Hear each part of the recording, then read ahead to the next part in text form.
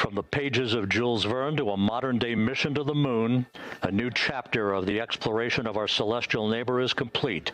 Integrity's astronauts back on Earth. And we are back with that very special moment. The Artemis II crew splashing down back on Earth nearly 3 weeks ago now. Yeah, of course, their mission captivated and inspired millions of people all around the world and made a lot of history, of course, in the process. That's right. They became the first humans in more than 50 years to travel to the moon, and their journey set a record for the farthest distance traveled from Earth, 252,756 miles to be exact. We want to make sure we count them all. Along the way, they were able to see in photograph never before seen parts of the lunar surface, and we are just so honored to have these heroic astronauts with us this morning. Commander Reid Wiseman, pilot Victor Glover, mission specialist Christina, Koch, and Jeremy Hansen. Good morning to all of you. Guys. It's lovely to have you on this part of Earth with us this morning. I mean, you know, you came back. It's a lot to process. Have you had that moment to kind of sit alone, reflect, and what are your takeaways? I'll start with you. Last Friday, we did get a day off. We actually asked for a day off, so we got a day off, and I did take a little time just to go sit by myself and reflect, and just, it's hard to be proud. Sometimes you just got to sit back and be proud of the accomplishment, and we had an amazing crew. We had a great vehicle put together by just an incredible team, and we should be proud. Yeah. What about you?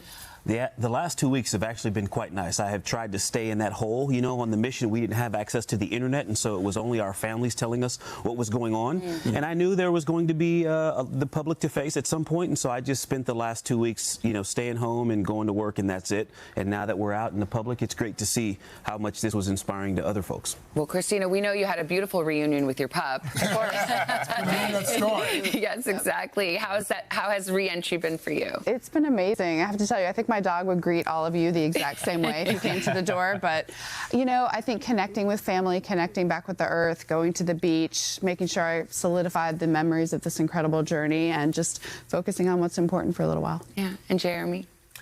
I still feel like I have some processing to do, need to give that some more space. But when I reflect for just a moment, a lot of gratitude. Like, what an extraordinary experience as a human being, the things we saw, what we experienced together. I'm really grateful for that. Victor, I so enjoyed seeing that really emotional moment when you returned, your street lined with folks welcoming you back to Earth.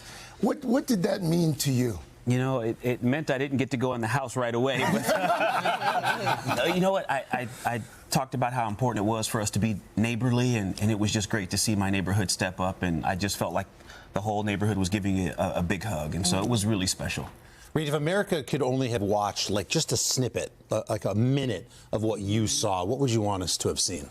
I think I would want them to see two things. First, I would want them to see this crew. This crew was very special. From the moment the boosters lit, we really became best friends, and we all showed up for each other, which to me was the shining example of this mission. And then I would just want them, if they could just step back and look out the window and see how beautiful this place is that we live in, this solar system, in this galaxy. It's just Earth is a very special place. You have that vantage point that most of us will never get. You saw the moon up close. What from that vantage point did you notice and take away? Anybody can grab that one. Gosh. You know, one of the most amazing things to notice is actually how much blackness there is around the Earth, because it just highlights how special it is. And you can look at it as a whole, but at the same time see each individual part that's so special. You see the factory floors, you see the forges that we visited in our training time, you see the baseball fields, you see the mistakes, you see the successes, and they're just all down there because that's what we have. That's our world. Of all of the incredible moments that you undoubtedly had up there, was there a moment for each of you where you became somewhat emotional? Was there a moment where you really... Every single day. Every single day. Truly, every day. I have to say that, you know, the moment where we named the two craters, but specifically Carroll Crater, and knowing Jeremy didn't have it planned to what he was going to say, and then as he started speaking, I think all of us just fell into that moment in different times. And when he said she was a bright spot, the actual crater is a bright spot because it's a new, fresh crater. That's when I realized I wasn't doing a good job of keeping my emotions to myself, and it was Remind folks who may not be familiar with that story why that was so significant. So Christina's idea, suggesting naming a crater after Carol, and then we actually found 2 spots, and so we named one Integrity after the crew and the spacecraft, but we named a crater after Reid's late wife, and that was a team effort, but we talked it over as a crew, and it was just an amazing opportunity and a very special moment on the mission. Well, you have obviously emotional tightness that was evident throughout. You also had physical tightness. Okay? So, I mean, honestly, we're sitting in this room. If they take a while, it's kind of the size of like this carpet, right? I mean, how do you do that? Are you like, excuse me, pardon me, all day long? Or right now, I feel a little too far away from that. Very far apart right now. Yeah, this is pretty spacious. How do you manage that kind of close quarters?